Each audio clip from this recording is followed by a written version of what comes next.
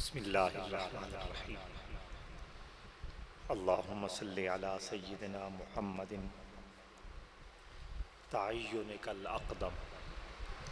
والمظہر الاتم لاسمک الاعظم بعدد تعینات ذاتک وتجلیات صفاتک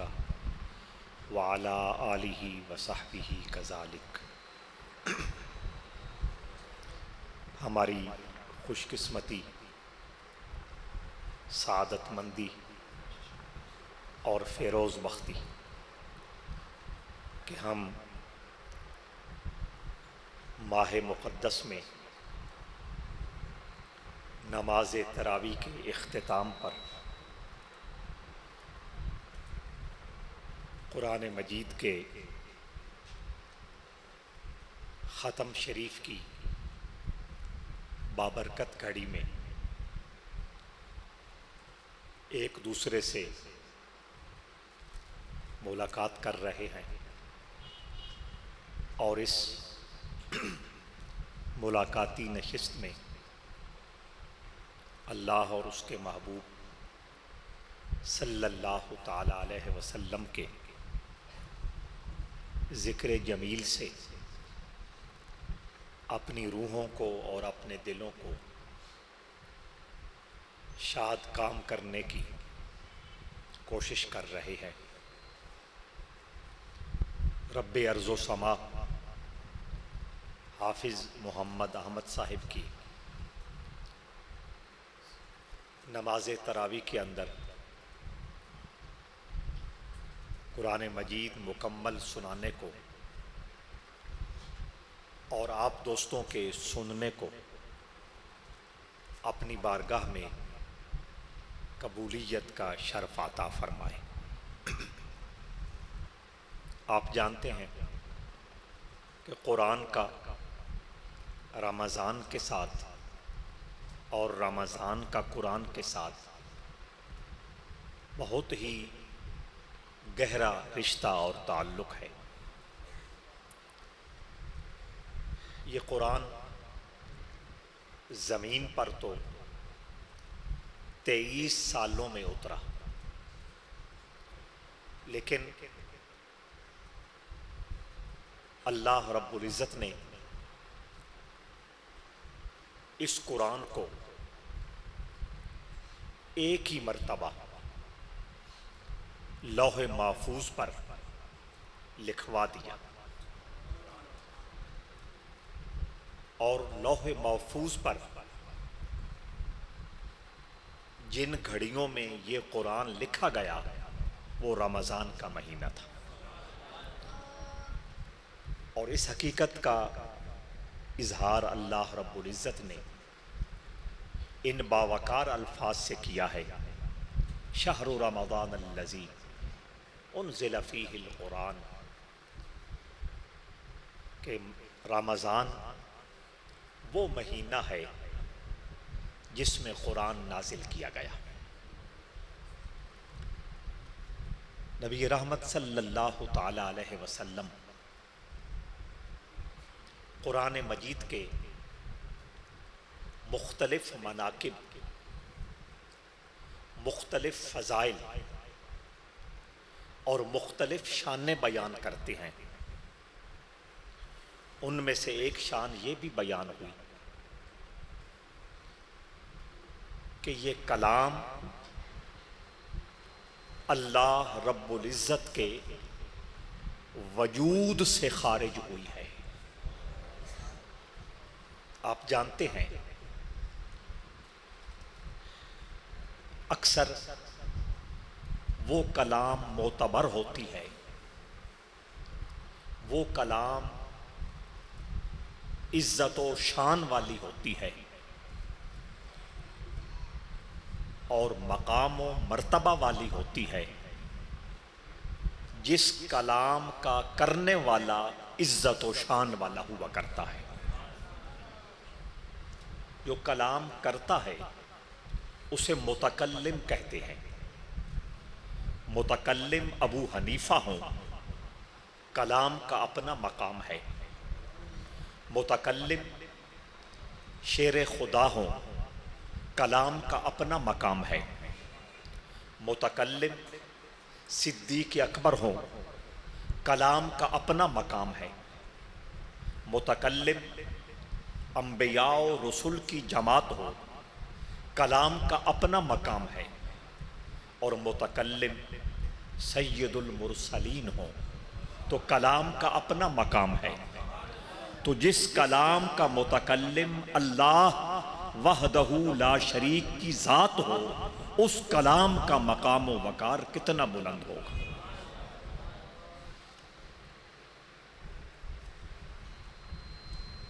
جو چیز سستی مل جائے، جو چیز آسانی سے مل جائے،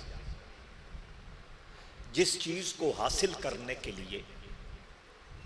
پیسہ نہ لگے، پسینہ نہ نکلے، وقت صرف نہ ہو، کوئی اور ریاضت اور مشقت برداشت نہ کرنی پڑے، اس کی ویلیو کم ہوتی ہے، اس کی قدر کم ہوتی ہے۔ ورنہ کائنات کے اندر جتنی بھی کلامیں ہیں، ان سارے کلاموں میں سے ہر اعتبار سے کامل و مکمل اور ہر اعتبار سے فضیلت و شان والی کلام اللہ کا قرآن ہے۔ ایک نوجوان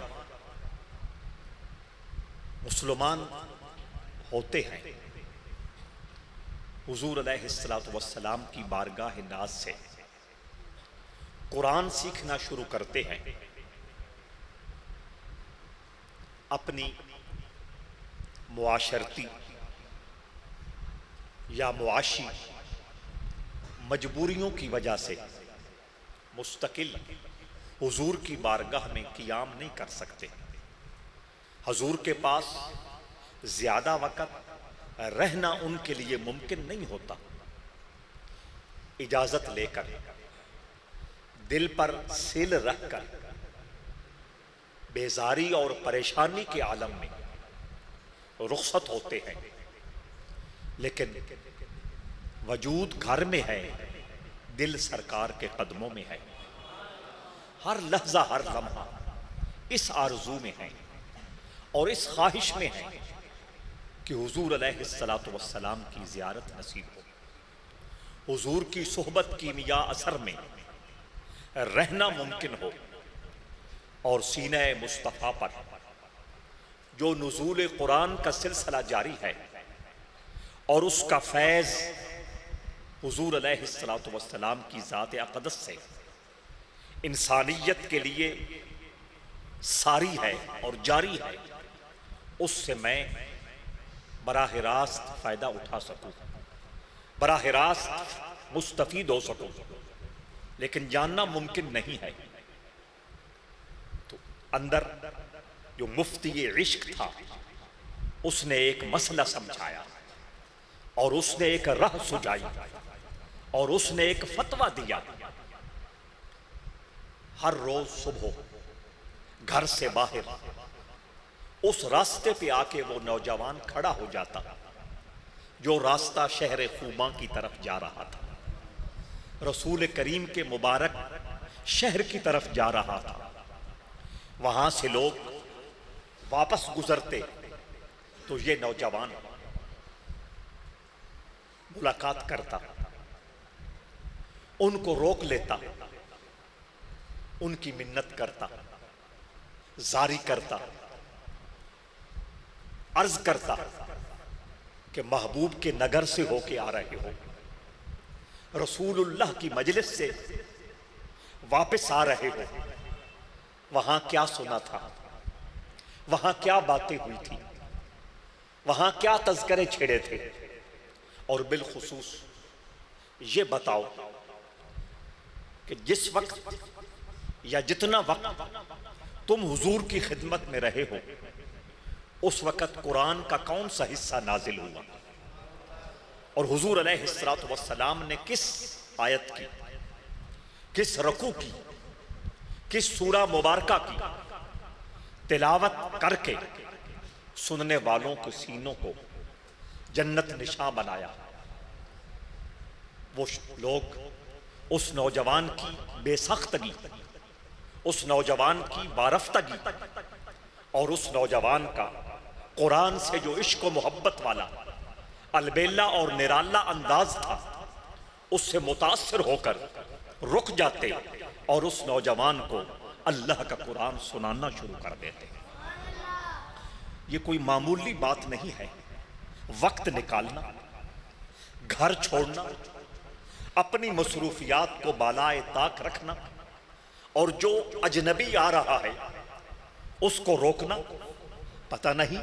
اس کا مزاج کیسا ہو، اس کا موڈ کیسا ہو، اس وقت اس کی طبیعت کیسی ہو، لیکن مزاج کو سمجھ کر روکنا، آرزو کرنا، منت کرنا، فریاد کرنا، خوشامد کرنا، اس کو اپنی طرف مائل کرنا، یہ وہ اثرات ہیں اور یہ وہ جذبات ہیں جن کو وہی شخص سمجھ سکتا ہے جو محبت کی وادی میں چلنا جانتا ہے۔ ہر بندہ ان کیفیات کو نہیں جان سکتا، لیکن اس نوجوان کو اللہ کے قرآن کے ساتھ جو ربط تھا، جو تعلق تھا، جو پیار تھا، جو عشق تھا، وہ اسے مجبور کرتا تھا کہ تو اپنی ہستی کو نہ دیکھ، تو اپنی عزت کو نہ دیکھ، تو اپنی ناموس اور وقار کو نہ دیکھ، تو قرآن کی عظمت و شان کو سامنے رکھ، اور ان مہمانوں سے جتنا سیکھ سکتا ہے سیکھتا رہے۔ احادیث طیبہ میں ہے کہ 18 سال کے عرصہ میں اسی طرح آتے جاتے مسافروں سے اس نوجوان نے پورا قرآن حفظ کر لیا۔ اس کے مقابلے میں یہی میں نے عرض کیا کہ ہمیں چونکہ مفت ملا ہے، سستا ملا ہے، ہمیں اس کی ویلیو کا اندازہ نہیں ہے، اس کی قدر کا اندازہ نہیں ہے۔ فرشتوں سے پوچھو، سرکار دو عالم صلی اللہ تعالی علیہ وسلم ارشاد فرماتے ہیں کہ آسمان و زمین کی تخلیق اور پیدائش سے ہزاروں سال پہلے رب قدوس نے قرآن مجید کی سورہ طٰہٰ کی چند آیتیں جو لوح محفوظ پہ لکھی ہوئی تھی ان کو شو کیا، پردہ سرکایا، فرشتوں نے ان آیتوں کو پڑھا، وہ وجد میں آ گئے، وہ جھوم اٹھے، چونکہ وہ قرآن کی نورانیت کو سمجھتے تھے، قرآن کی معنویت کو سمجھتے تھے، قرآن کے اندر جو روح کے لیے بہار اور روح کے لیے خوشبو اور روح کے لیے تقویت کا سبب ہے اس نقطے کو سمجھتے تھے، اور قرآن کے اندر جو چھپا فیض ہے اس کی حقیقتوں کو فرشتے جانتے تھے، اس لیے وہ وجد میں آ گئے۔ عجیب سرور ان کی طبیعت پہ طاری ہو گیا، اور وہ بلا ساختہ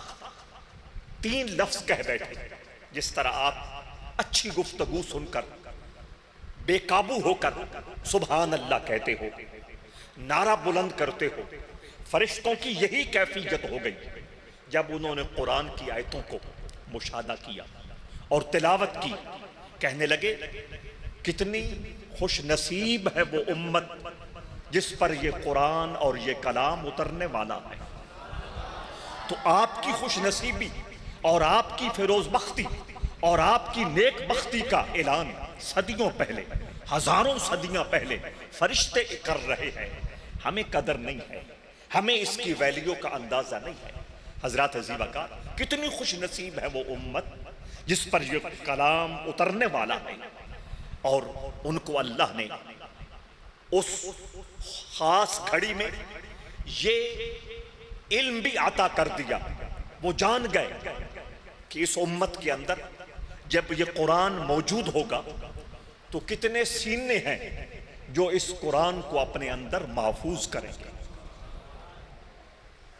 اللہ نے ذکر نہیں فرمایا، لیکن اللہ نے الہام فرمایا، فرشتوں کے دلوں پر القاء فرمایا کہ یہ قرآن صرف کتابی صورت میں موجود نہیں رہے گا، قرآن صرف ورقوں کی زینت نہیں بنے گا۔ قرآن صرف نہ دیکھ کر تلاوت نہیں کیا جائے گا، بلکہ اس قرآن کی یہ ایک معجزانہ شان ہوگی اور معجزانہ مقام ہوگا کہ بھری کائنات کے اندر یہ وہ واحد کلام ہوگی جو کروڑوں سینوں میں محفوظ ہو جائے گی۔ اور اس کے پیچھے اللہ رب العزت کا وہ جو وعدہ ہے، اِنَّا نَحْنُ نَزَّلْنَا الذِّكْرَ وَإِنَّا لَهُ لَحَافِظُونَ۔ اللہ فرماتا ہے تمہیں فکر مند ہونے کی ضرورت نہیں ہے، اور تمہیں بے چین اور بے قرار ہو کر بے کل ہونے کی ضرورت نہیں ہے۔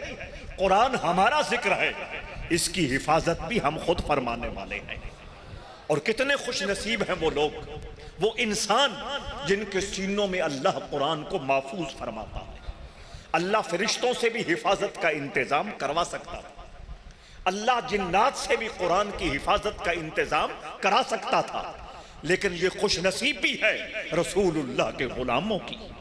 یہ خوش نصیبی ہے ان انسانوں کی جن کی زبان پر سدا بہار نغمہ لا الہ الا اللہ محمد الرسول اللہ جاری ہے۔ یہ ان کی خوش قسمتی ہے اور ان کی یہ فیروز بختی ہے کہ اللہ نے ان میں سے کتنے سینوں کو چن لیا ہے، منتخب کر لیا ہے، جن میں یہ قرآن اپنی ساری عظمت کے ساتھ موجود بھی ہے اور محفوظ بھی ہے۔ تو وہ فرشتے جھوم اٹھے، کتنی خوش نصیب ہے وہ امت جس پر یہ کلام اترے گا، اور کتنے خوش نصیب ہوں گے وہ سینے جن میں یہ قرآن محفوظ ہوگا۔ اور یہی وجہ ہے کہ رحمت دو عالم صلی اللہ تعالی علیہ وسلم گویا ہوئے، حضور کا فرمان جاری ہوا۔ اللہ کے حبیب صلی اللہ تعالی علیہ وسلم نے فرمایا روز قیامت کچھ لوگ میدان محشر میں کھڑے ہوں گے، گھوم پھر رہے ہوں گے، چل پھر رہے ہوں گے، اور ان کے سروں پر تاج چمک رہے ہوں گے۔ دیکھنے والے حیران ہو کر ایک دوسرے سے پوچھ رہے ہوں گے یہ کون نبی ہے، یہ کون رسول ہے، یہ کس امت کا والی ہے؟ بتانے والا بتائے گا یہ کوئی نبی نہیں ہے، یہ کوئی رسول نہیں ہے، یہ کوئی کسی امت کا والی اور دستگیر نہیں ہے، یہ تو رسول اللہ کا وہ امتی ہے جس کی اولاد نے قرآن مجید حفظ کرنے کی سعادت حاصل کی تھی۔ تو حضور علیہ السلام فرما رہے ہیں کہ فرشتے قرآن ان سینوں کی قدر بتا رہے ہیں اور ان سینوں کی ویلیو بتا رہے ہیں جن کے اندر یہ قرآن محفوظ ہوگا۔ حضرات ذیوکار میں عرض کر رہا تھا کہ اللہ نے فرمایا قرآن ہمارا ذکر ہے، اس کی حفاظت کا انتظام ہم خود کریں گے۔ تو اللہ کریم نے حفاظت کا انتظام کس طرح کیا کہ قرآن مجید کو معجزانہ طور پر یہ مقام بخش دیا کہ وہ قیامت تک لاکھوں کروڑوں سینوں میں موجود بھی رہے گا، محفوظ بھی رہے گا۔ ورق ختم ہو سکتے ہیں، کتاب دریا برد ہو سکتی ہے، کتاب نظر آتش کی جا سکتی ہے، لیکن جن سینوں میں قرآن محفوظ ہوگا۔ اور اللہ اکبر، اسی حفاظت کا یہ تسلسل ہے اور اسی حفاظت کا یہ ایک خوبصورت انداز ہے کہ جس انداز میں زبر، زیر، پیش، شد، مد، جزم، سکون، نقطہ بغیر نقطہ کے اللہ نے جس طرح یہ کلام نازل فرمایا تھا، بغیر ایک ماسہ کے فرق میں حفاظ کے سینوں میں یہ محفوظ ہو جاتا ہے۔ دوستان ذیوکار، پھر حفاظت کا یہ انتظام اللہ نے ایک اور انداز سے بھی اس کو قائم رکھا اور جاری رکھا۔ سیدنا فاروق اعظم رضی اللہ تعالی عنہ کے مبارک ذہن میں یہ خیال آیا کہ رمضان المبارک کے ساتھ چونکہ قرآن کا گہرا رشتہ ہے، رمضان کے ساتھ قرآن کا گہرا تعلق ہے۔ آپ نے علماء سے سنا ہوگا، احادیث میں پڑھا ہوگا، سیرت کی کتابوں میں دیکھا ہوگا کہ سرکار دو عالم صلی اللہ تعالی علیہ وسلم ہر سال جبرائیل امین سے قرآن کا دور فرمایا کرتے تھے۔ جتنا قرآن اترا وہ اس پچھلے سال میں وہ سارے کا دور جبرائیل امین سے سرکار دو عالم صلی اللہ تعالی علیہ وسلم فرمایا کرتے تھے۔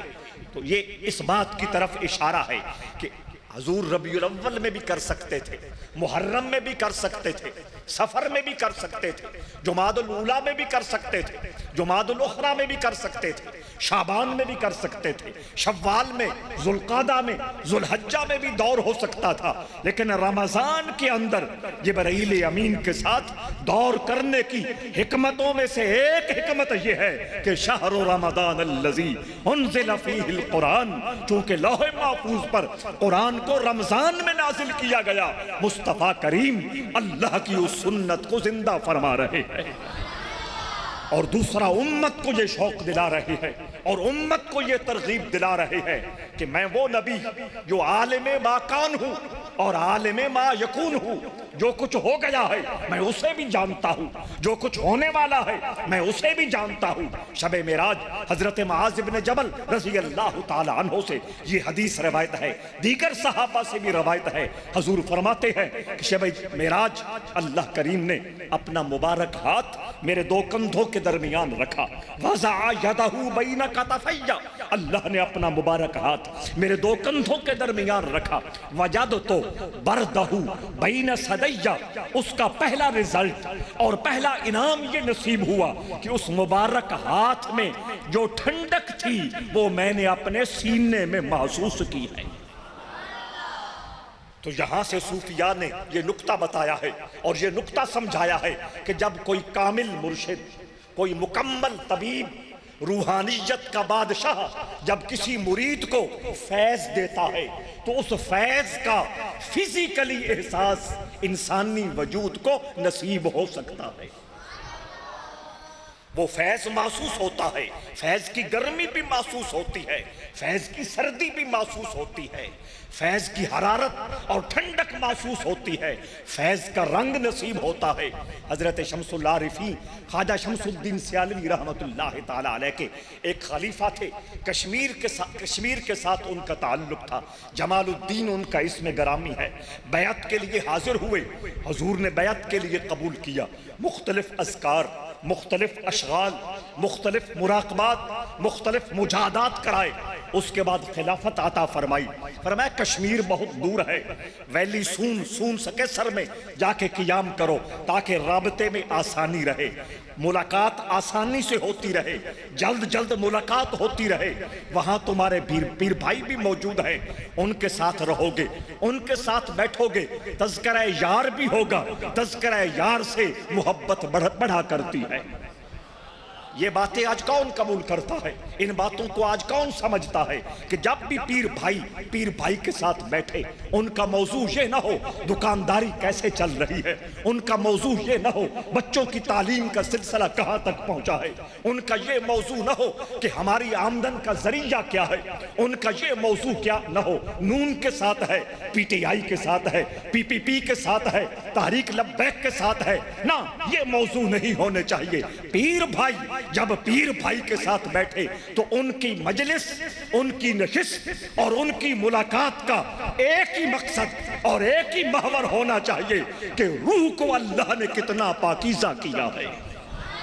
روح کو اللہ نے کتنا خوشبودار بنایا ہے، روح کو اللہ نے کتنا ترقی سے نوازا ہے، اس روح کی خوشبو، اس روح کی پاکیزگی اور اس روح کی نورانیت اور اس روح کے پاکی کا سبب چونکہ مرشد کامل ہوتا ہے تو پیر بھائی کے ساتھ بیٹھ کے جب روح کی بات کرتا ہے تو پھر جو صاحب روح ہے بات اس تک پہنچتی ہے، جب مرشد کا تذکرہ کرتا ہے، مرشد کی عظمت کو سلام کرتا ہے، مرشد کی تقدس کی بات کرتا ہے، مرشد کی رفعتوں کے تذکرے کرتا ہے تو اللہ مرشد کے ساتھ روح کا جو پیار والا رشتہ ہے اس میں استحکام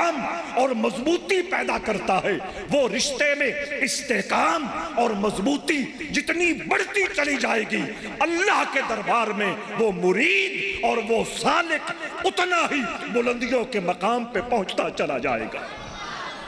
صحابہ کرام کا یہی رویہ تھا، صحابہ کرام کا یہی شیوا تھا۔ آپ جانتے نہیں ہیں، آپ نے علماء سے سنا ہے، مشہور حدیث ہے کہ صحابہ مسجد میں بیٹھے ہیں اور وہ بیٹھ کر تنخواہ کی باتیں نہیں کر رہے، سیاست پہ ڈسکشن نہیں کر رہے، دنیا داری کا کوئی موضوع انہوں نے ہاتھ نہیں لیا ہوا۔ وہ پوچھ رہے ہیں آدم صفی ہے، نوح نجی ہے، موسیٰ کلیم ہے، ابراہیم خلیل ہے، عیسیٰ روح اللہ ہے، یارو بتاؤ ہمارا مصطفیٰ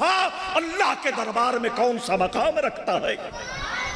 تو یہ موضوع ہونا چاہیے۔ تو حضرات عزیز وقار، بات لمبی ہو رہی ہے، میں اپنے نقطے کی طرف آ رہا ہوں۔ پیر سیال نے کہا جمال الدین کشمیری سے ویلی سون میں چلے جاؤ، وادی سون میں چلے جاؤ، وہاں تمہارے پیر بھائی موجود ہیں، وہاں ان کے ساتھ رہو، رہنا بھی آسان ہو جائے گا، ذکر یار کے سلسلے بھی جاری رہیں گے، مل کے ذکر کریں گے، مل کے مراقبے کریں گے، مل کے اشغال کریں گے، مل کے مختلف ریاستیں کریں گے، مل کے مختلف مجاہدات روحانیہ کریں گے، اور معاملات بلندی کی طرف جاتے رہیں گے۔ ایک رات سوئے ہوئے تھے، سرور دو عالم صلی اللہ تعالی علیہ وسلم نے کرم کیا، جمال الدین صاحب کو اپنی زیارت کا شرف عطا کیا، صرف شرف نہیں عطا کیا، فرمایا ہاتھ بڑھاؤ میں تمہیں بیعت کرنا چاہتا ہوں۔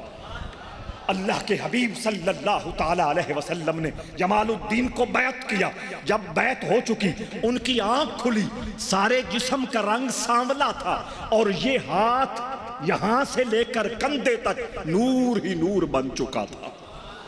اس میں چمک ہی چمک تھی۔ تو میں یہ کہہ رہا ہوں وَضَعَ يَدَهُ بَيْنَ كَتَفَيَّ وَجَدْتُ بَرْدَهُ بَيْنَ ثَدَيَّ، اللہ نے جب اپنا مبارک ہاتھ میرے دو کندھوں کے درمیان رکھا، اس کا پہلا انعام یہ ملا کہ اللہ کے ہاتھ کی جو ٹھنڈک ہے وہ میں نے اپنے سینے میں محسوس کی ہے۔ توجہ چاہتا ہوں، اور فرمایا فَعَلِمْتُ، اور دوسری حدیث میں ہے فَعَرَفْتُ، میں نے جان لیا، عرفت میں نے پہچان لیا۔ توجہ چاہتا ہوں، اس میں ہلکا سا فرق ہے۔ آپ میرے سامنے چند دوست تشریف فرما ہیں، میں اپنے بھائی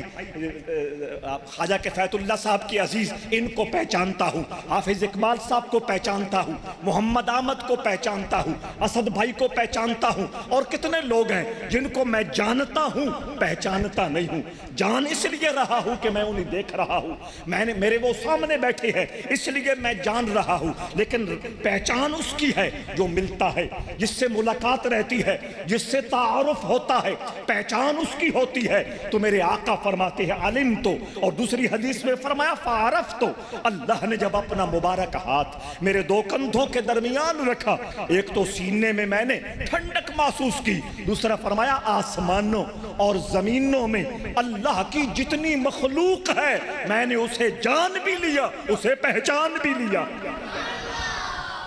تو عالم ما کان وما یکون، فرمایا مصطفیٰ کریم کا یہ مقام ہے اور شان ہے، جو کچھ ہو چکا ہے مصطفیٰ اسے بھی جانتے ہیں، جو کچھ ہونے والا ہے مصطفیٰ اسے بھی جانتے ہیں۔ لیکن بات ہم کر رہے تھے فرشتوں کی، فرشتے کہنے لگے کتنی خوش نصیب ہے وہ امت، کتنی خوش نصیب ہے وہ امت جس کے سینے میں یہ قرآن محفوظ ہوگا۔ تو یہ علم اللہ نے فرشتوں کو عطا کیا۔ اگر فرشتوں کو اللہ علم آنے والے زمانے کا عطا فرماتا ہے اور فرما سکتا ہے، اللہ کی توحید میں کوئی خلل نہیں آتا، اللہ کی توحید میں کوئی دراڑ نہیں پڑتی، اللہ کی توحید کی جو عظمت ہے اس میں فرق کوئی نہیں پڑتا۔ تو مصطفیٰ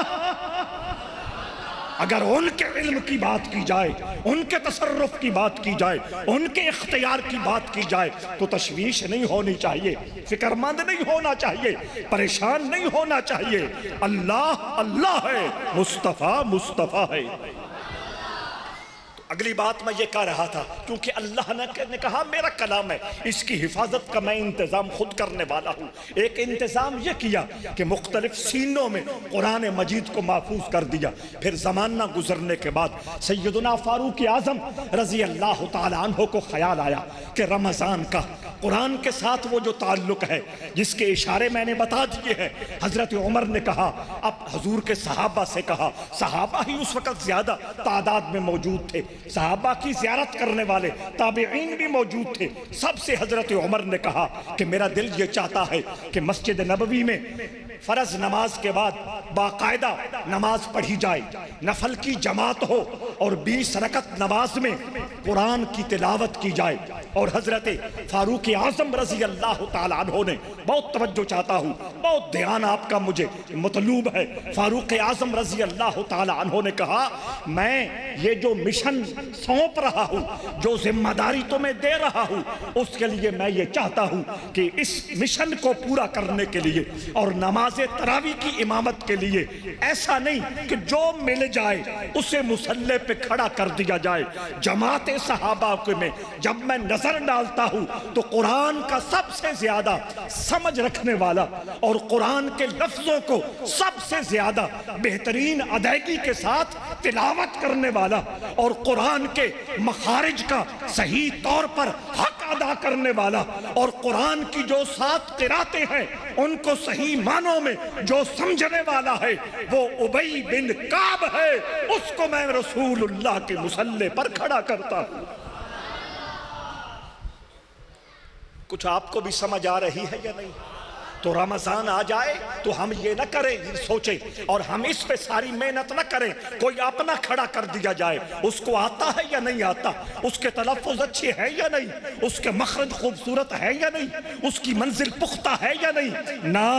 اپنوں کو نوازنے کے اور بڑے ڈھنگ دنیا میں موجود ہے۔ جب قرآن کی تلاوت کا مرحلہ آئے، نماز تراویح کے اندر امامت کا موقع آئے تو فاروق اعظم کی سنت کو سامنے رکھا جائے۔ سنیو،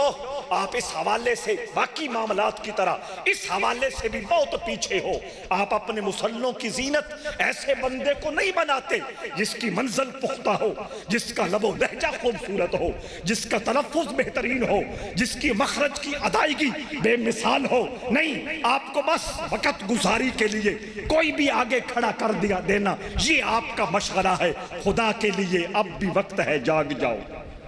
اپنے مسلوں کو خوبصورت بناؤ، اپنے ممبروں کو باوقار بناؤ، اپنے مسلوں اور اپنے ممبروں پر ان لوگوں کو بٹھاؤ جن کے کردار میں خوبصورتی ہو، جن کے علم میں پختگی ہو، جن کے لب و لہجے میں رسولی انداز چمکتا ہوا نظر آ رہا۔ ابھی رمضان ہے، 3-4 دن باقی ہے، میری اس اپیل پہ غور کرو گے، میری اس درخواست پہ توجہ دو گے اور اگلے آنے والے وقتوں میں اپنی مساجد میں امامت کے لیے اور اپنی مساجد کے ممبروں پر واعظ و نصیحت کے لیے جو لوگ آ رہے ہیں ان کا انتخاب اس حوالے سے کرو گے کہ آنے والے وقتوں میں کتنے دنیا کو چیلنج موجود ہے۔ ہماری نئی نسل دینی اعتبار سے کتنے شکوک، کتنے شبہات، کتنے اعتراضات اور کتنی بے چینیاں اپنے سینے میں پالے پھرتی ہے، اور ہم اپنے منبروں پر بس ان لوگوں کو بٹھانا پسند کرتے ہیں جن کو 12 تقریریں آتی ہوں، جن کو 6 تقریریں آتی ہوں، سر اچھی ہو، اگلے کی تسلی ہو یا نہ ہو، اگلے کے روح میں کوئی ہلچل پیدا ہو یا نہ ہو، اگلے کے سینے میں ایمان کی حرارت اور ایمان کی گرمی کا جذبہ بیدار ہو یا نہ ہو، ہمیں بس وہی مل جائے جو چند سکوں پہ راضی ہو جائے۔ نہ روز قیامت مساجد کی جو انتظامیہ ہے وہ اللہ کے دربار میں اس انتخاب کی جواب دہ ہوگی۔ میں کہہ چلا ہوں، اللہ کے دربار میں رسول اللہ کے سامنے جب تم کھڑے کیے جاؤ گے، تم سے پوچھا جائے گا کہ تمہیں ذمہ داری دی گئی تھی کہ اللہ کے گھر کو آباد کرنا ہے، رسول اللہ کے مصلی کا وارث کھڑا کرنا ہے، رسول اللہ کے منبر کا امین کھڑا کرنا ہے۔ تم نے سوچا تھا کہ ہم نے کس کو کھڑا کیا ہے، ہم نے کس کا انتخاب کیا ہے؟ تو دوستان عزیز وقار، بات چلی تھی فاروق اعظم سے۔ تسی ناراض تو نہیں ہو رہے؟ ناراض ہونا بھی نہیں، میں جو بھی بات عرض کرتا ہوں خلوص سے کوشش کرتا ہوں کی جائے اور درد دل آپ کے سامنے رکھا جائے تا آپ کے کچھ شعور بیدار ہو۔ تو فاروق اعظم نے کہا بڑے بڑے عمر کے صحابہ موجود ہیں، بڑے بڑے عالم فاضل صحابہ موجود ہیں، لیکن قرآن کی قرات کے لیے میں اس شخصیت کا انتخاب کرنے لگا ہوں۔ اس شخصیت کا بھی میں آپ کو بتاتا جاؤں۔ ایک مرتبہ حضور نے حضرت ابی بن کعب کو بلایا اور فرمایا ابی، اللہ فرما رہا ہے ابی مجھے قرآن سنائے۔ اللہ فرما رہا ہے ابی مجھے قرآن سنائے۔ حضرت ابی نے کہا یا رسول اللہ، مولا کریم نے میرا نام لے کے فرمایا ہے۔ حضور نے فرمایا تیرا نام لے کے فرمایا ہے۔ ابی بن کعب رقص کرنے لگے، وجدانی کیفیت طاری ہو گئی۔ حضور کو سامنے بٹھا کر اللہ کو سورہ بینہ لم یکن الذین کفروا من اہل الکتاب، یہ ساری سورت حضور کو گواہ بنا کر براہ راست اپنے اللہ کو سنائے جا رہے ہیں۔ تو میں یہ عرض کر رہا تھا، قرآن کی حفاظت کی بات ہو رہی تھی کہ حضور نے علیہ السلام نے فرمایا امت کے سینوں میں یہ محفوظ ہوگا، اور اس کی حفاظت کو مزید آگے خوبصورتی کے ساتھ بڑھانے کے لیے حضرت فاروق اعظم نے یہ انتظام کیا کہ نماز تراویح میں، اب آپ خود اندازہ لگا لو، آپ خود مجھے بتاؤ، جو حافظ نماز تراویح میں قرآن سناتا ہے اس کا قرآن یاد رہتا ہے یا نہیں؟ اور جو نہیں سناتا 1 سال 2 سال 3 سال اس کا قرآن سینے سے مٹنا شروع ہو جاتا ہے۔ تو توجہ چاہتا ہوں، فاروق اعظم رضی اللہ تعالی عنہ کے بارے میں میرے رسول نے جو کہا تھا کہ ہر امت کے اندر ایک ایسا امتی ہوتا ہے جس کے دل پر اللہ اپنے دربار سے اور اپنے علمی خزانوں سے علم نازل کرتا ہے، اور فرمایا میری امت میں وہ ایک جوان ہے جس کا نام عمر فاروق ہے۔ تو اللہ کے القاء کرنے پر، اللہ کا خیال ڈالنے پر حضرت فاروق اعظم نے نماز تراویح کا اہتمام کیا، اور نماز تراویح کے اندر قرآن سنانے کی سنت کو زندہ فرمایا۔ نماز تراویح الگ سنت ہے، اور نماز تراویح کے اندر قرآن سننا الگ سنت ہے۔ اور نماز تراویح سے گھبرایا نہ کرو۔ شاید میں نے پہلے بھی حافظ اقبال صاحب کا قرآن پاک کا ختم تھا، اس موقع پہ عرض کیا تھا، اللہ فرماتا ہے وَاسْجُدْ وَاقْتَرِبْ، اللہ فرماتا ہے سجدہ کر، اللہ کے قریب ہو، سجدہ کر، اللہ کے قریب ہو۔ قرآن کا یہ جملہ بتا رہا ہے سجدہ، سجدہ، بیٹا بیٹھ جاؤ، نا سجدہ سجدہ سجدہ قرب خدا کا ذریعہ ہے، یہ اللہ فرما رہا ہے۔ اور نماز تراویح کی خوبصورتیوں میں سے یہ ایک بہت بڑی خوبصورتی ہے کہ 20 رکعتوں کے اندر آپ 40 مرتبہ اللہ کے دربار میں سجدے میں گر جاتے ہیں۔ ہر روز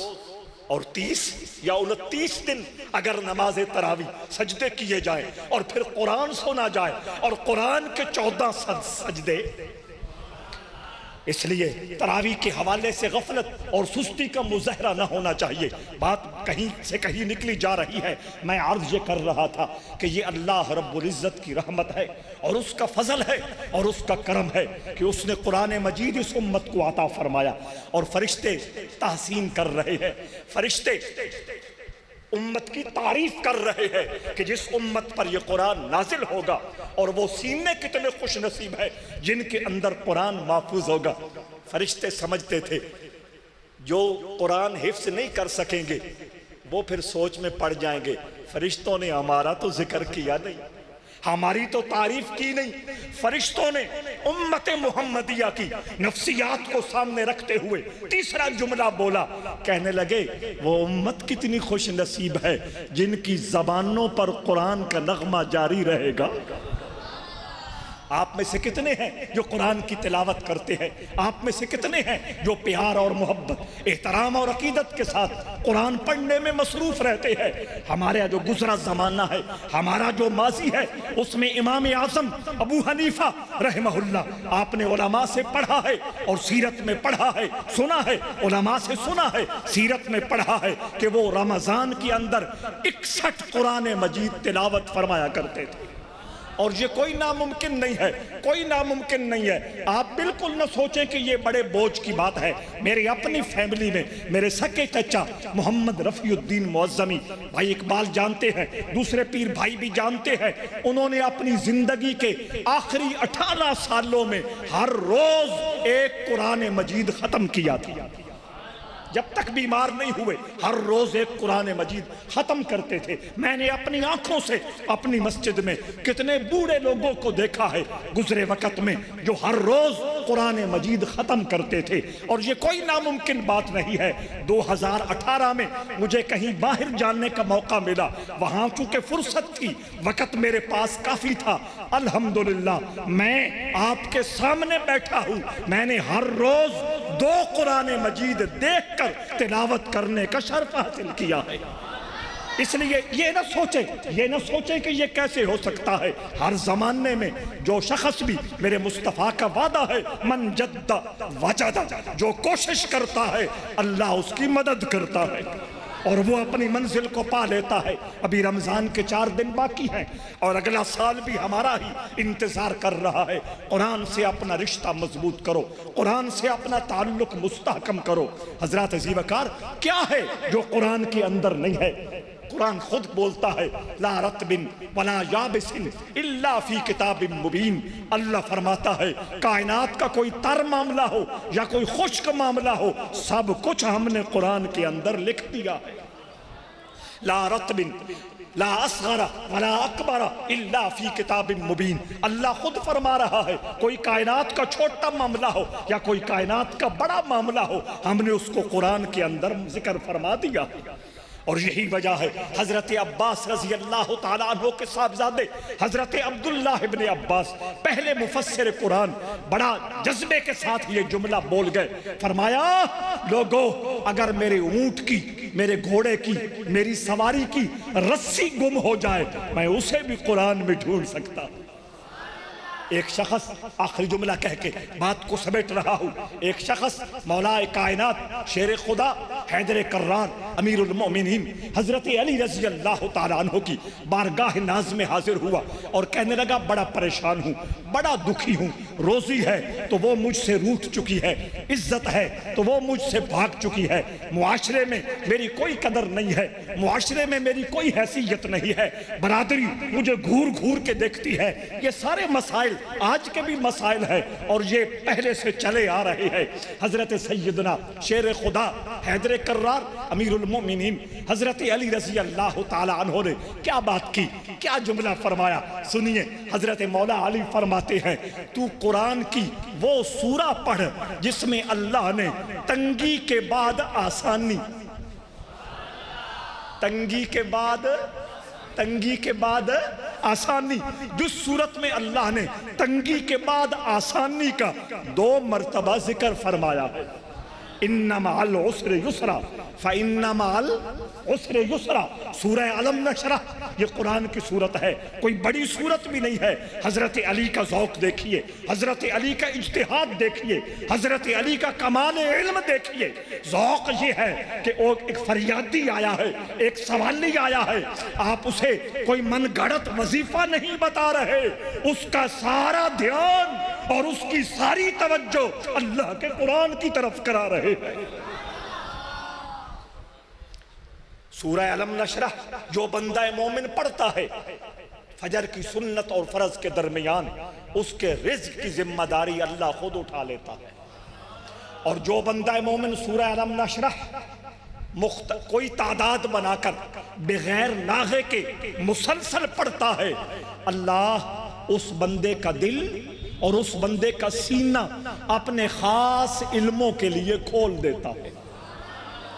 اور اللہ سورہ علم نشرح کے فضائل اور برکات میں سے تیسری اور آخری برکت آج کی محفل میں، اور بھی ہیں آج کی محفل میں جو میں عرض کرنے والا ہوں، وہ یہ ہے کہ جس بندے کا کسی بھی دنیا یا آخرت یا دین کے معاملے میں کوئی بندہ ڈبل مائنڈڈ ہو، فیصلہ نہ کر پا رہا ہو، یہ کام کروں یا یہ کام نہ کروں، وہ سورہ علم نشرح کثرت سے چند دن تلاوت کرے، اللہ اس کے لیے وہ منزل آسان فرما دے گا جو منزل اللہ نے تقدیر میں اس کے لیے لکھ رکھی ہے۔